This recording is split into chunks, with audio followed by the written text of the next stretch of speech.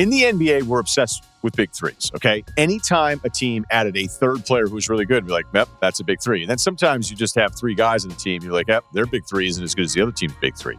Growing up for me with the 80s Celtics and Lakers, I didn't really even know that they were called big threes. At least we didn't really call them that. And then there was a poster of Bird, McHale, and Parrish. I was like, oh, I guess they're the big three. But then the Lakers had a pretty good one too with Magic, Kareem, and Worthy.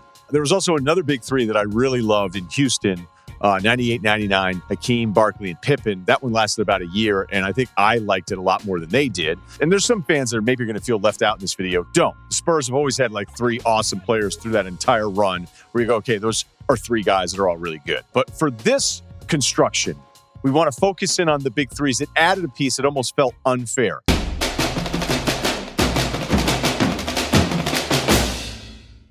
And just an aside, in researching this, there's a lot of bad big three content out there. I'm telling you, I couldn't believe it. The rankings and list, I saw something from 2 years ago where a guy ranked the top 70 big threes in NBA history. Here's a thought. If one of the big threes is Jeff Teague, Al Horford, and Paul Millsap, and that comes in at number 70 overall, you should have a shorter list. Let's start with the 2008 Boston Celtics, who added KG and Ray Allen in the 2007 offseason. If you look at their numbers, actually, this is crazy in looking at it. Pierce, KG, Ray Allen, all sacrificed shots. None of them took more than 14 shots per game that season. Now, KG wasn't somebody who took a ton. He was about down 4. Pierce was down 5. Ray Allen, though, of the group, whether it was his shot attempts from where he was to what he ended up at with Boston, when you watch them play, Pierce didn't change his game a ton. KG didn't change his much. But Ray Allen was actually the one out of the group who had to completely change the way he played the game.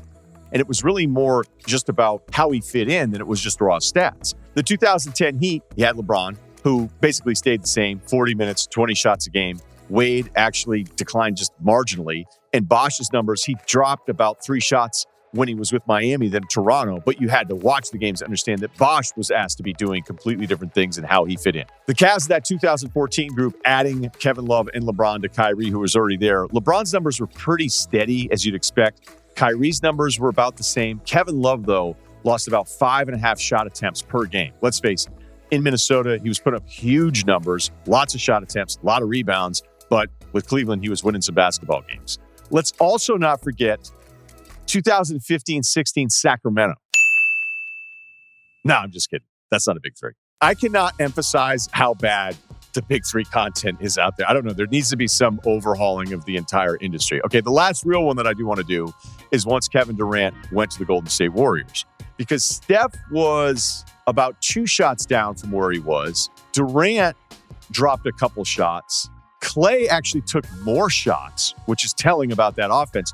Draymond Green here in a version of the Big Four was the one I felt like had to sacrifice the most out of it. It didn't necessarily always show up in the stats. So what we have here is we have some big threes where versions where it's very clear the one guy who's playing a different game. And there's other times where the stats don't always back it up. But I think if you just watch enough of these teams play, you could see players have to find a way to sacrifice. Now that Harden's on Brooklyn, and this is legitimately a new version of the Big Three, who is sacrificing? And it's not Durant, because we look at him, he's actually shooting more, and he's putting together, by the way, the best shooting season of his entire career. Kyrie's always going to be taking his shots, so that's not that much different. But there are 2 numbers that stand out with Harden that are worth paying attention to. The one is shot attempts, 22 to now 15 with the Nets. I imagine that's going to flatten out a little bit, but it's very clear that he's approaching the game more as a playmaker than he is a score-first guy that he's been in Houston for years. The other is usage rate, which plays into the shot attempt thing, where he was at 40 a couple years ago in the first normal full season that we had in Houston, and where he's at now. Harden is sacrificing the most, not only of this group, but arguably any of these more modern big threes. Now, when I watch the Nets, I worry about the defense too. The front line's going to have a different roster, so they're in a weird spot. I've seen them blow games. I've seen bigs get huge numbers against them. But you know what else I've seen?